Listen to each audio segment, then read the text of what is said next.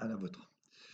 Bien, cette convention de Montego Bay dont je vous parlais sur la vidéo précédente, donc, qui a été signée en 1982, va définir le droit de la mer et notamment la délimitation des espaces maritimes entre les États, c'est-à-dire essayer de donner une règle commune pour que les États arrêtent de se quereller sur les limites de leur espace maritime.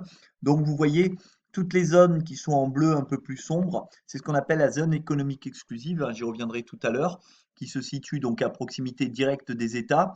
Et tout ce qui est en bleu clair, c'est ce qu'on appelle la haute mer, donc la mer qui n'est à personne en quelque sorte, hein, et que tout le monde a le droit de pratiquer et du moins d'emprunter sans demander l'autorisation à qui que ce soit. Donc, comme je vous ai dit précédemment, tous les États qui sont en jaune et en orangé ont ratifié cette convention. Donc, vous voyez que ça fait quand même la majeure partie des États dans le monde, hein. Ils sont plus de 160, si mes souvenirs sont bons. Et seuls les États en rouge, mais ce qui est embêtant, il y a quand même les États-Unis, le pays qui a la plus grande ZEE du monde, c'est-à-dire la plus grande zone économique exclusive du monde. Tous les États ont ratifié cette convention de Montego Bay de 1982 et qui est donc, je vous le dis, entrée en application en 1994. Alors cette convention de Montego Bay, qui est hyper importante dans le droit maritime, hein, elle a créé ce qu'on appelle la Convention des Nations Unies sur le droit de la mer, abrégée par les lettres CNUDM, qui a été ratifiée par la plupart des États d'aujourd'hui, hein, c'est-à-dire 168 pays sur les 192 pays de l'ONU, 193, mais comme je vous l'ai dit, pas les États-Unis, et ça va définir donc l'appropriation de la mer, c'est-à-dire à qui la mer appartient. Parce que la mer, on pourrait croire qu'elle appartient à tout le monde.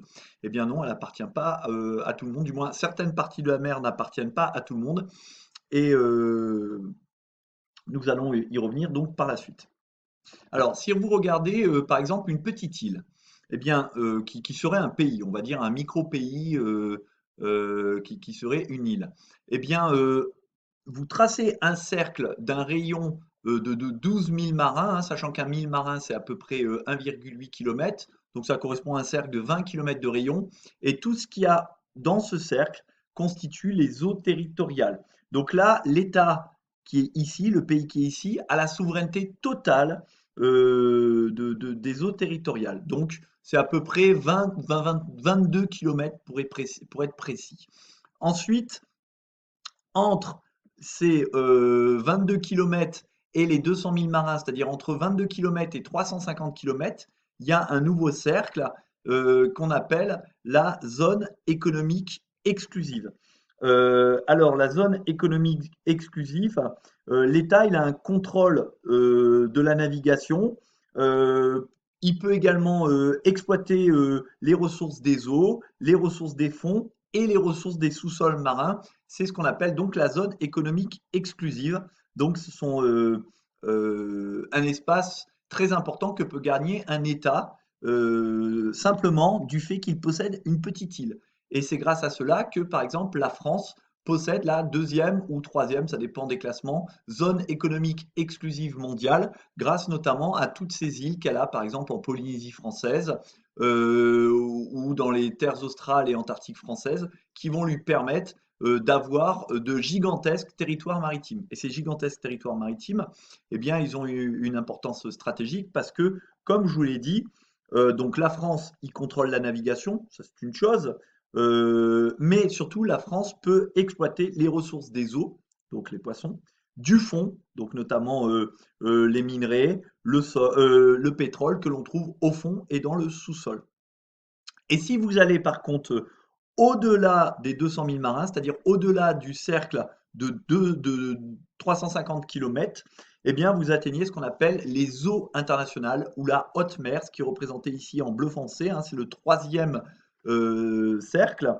Et là, dans les eaux internationales, eh bien un bateau qui est ici, la circulation est libre. Et la convention donc de Montego Bay garantit également la liberté de passage, notamment dans les détroits et dans les canaux.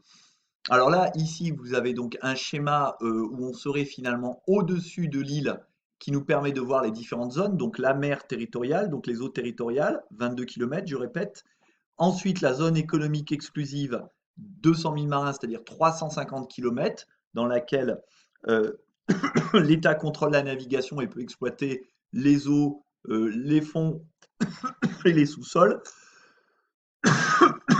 Et enfin, la haute mer, donc les eaux internationales que peuvent emprunter tous les navires, en fait, sans restriction. Mais par contre, dont normalement on n'a pas le droit d'exploiter les fonds, car ils appartiennent justement à tout le monde.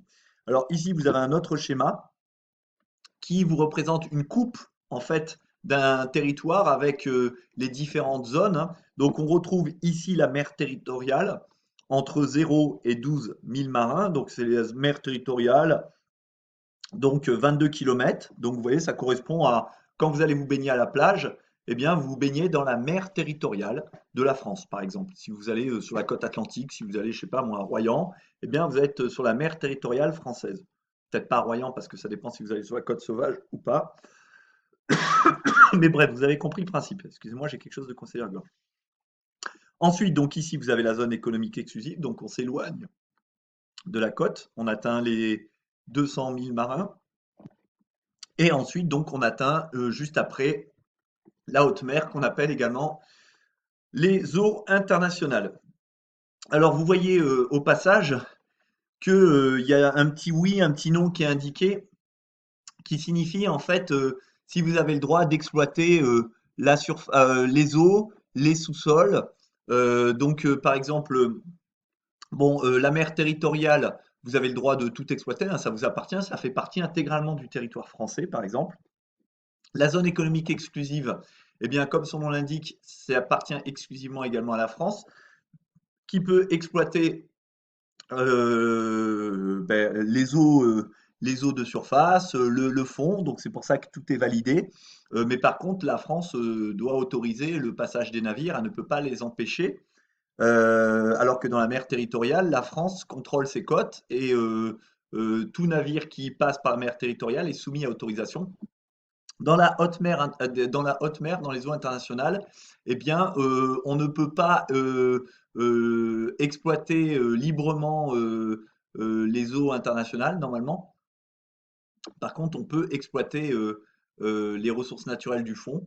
Et puis, si vous allez encore au-delà, eh bien, c'est impossible. Au-delà des 350 000 marins, eh bien, on peut exploiter ni les fonds marins, ni les eaux internationales. Enfin, ça, c'est en théorie, car on l'a vu et on le reverra, beaucoup d'États outrepassent ces droits. En tout cas, cette conférence de Montego Bay, elle a eu donc une importance euh, capitale, hein, parce que jusqu'à présent, les États avaient, comme je vous l'ai dit, de nombreux conflits, et dorénavant, au moins clairement, on définit pour chaque État quelles sont la superficie de mer qui lui appartient.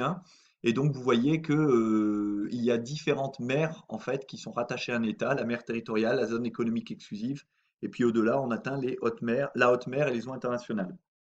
Donc je vous ai dit, et on finira là-dessus, hein, n'oubliez pas, cette convention de Montego Bay, elle garantit également la liberté de passage dans les détroits et dans les canaux. Ça veut dire que normalement, un État ne peut pas de lui-même vouloir faire fermer un canal ou fermer un détroit. Ça serait contraire au droit international et donc l'ensemble des autres pays pourraient se liguer contre cet État en disant qu'il a outrepassé le droit international. Bon, pour l'instant, jusqu'à présent, ce n'est pas arrivé depuis que cette convention existe, mais dans l'histoire, c'est déjà arrivé, hein. Si je prends par exemple la Première Guerre mondiale, eh bien, par exemple, les détroits du Bosphore et des Dardanelles ont été bloqués par la flotte turque, par exemple, pendant la Première Guerre mondiale. Voilà, bon, pour aujourd'hui, on s'arrête là. Je vous souhaite une bonne écoute, et puis si vous avez des questions, n'hésitez pas. Bonne journée à vous les terminales, et on se retrouve bientôt pour la suite de ce cours.